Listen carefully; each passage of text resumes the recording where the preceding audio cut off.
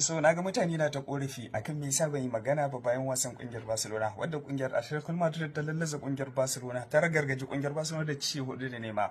Idan ba kuma ce ba ni dama tun da aka je half time din nan na fito na yi posting a Facebook inda nake cewa bacci ya dame ni matuƙa kuma ana tafiya half time kawai sai Allah ya kaddara bacci ya dauke ni. Wannan shine dalilin da yasa ban samu yin bidiyo ba bayan da aka tashi wasan. Wannan shine maganar gaskiya.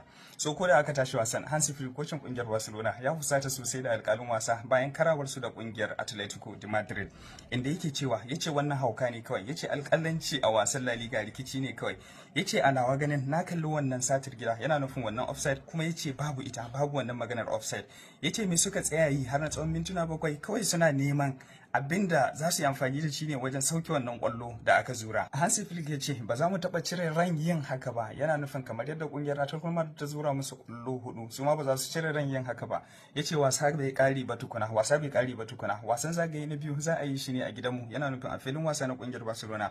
Kuma ya ce muna buƙatar dukkan magoya bayan kungiyar Barcelona su cika filin wasan su makil yayin wannan karawar kenan. Shi ma dan wasan riga ya yi tsokaci game da karfin gwiwa na cewa za su iya dawowa a wannan wasan.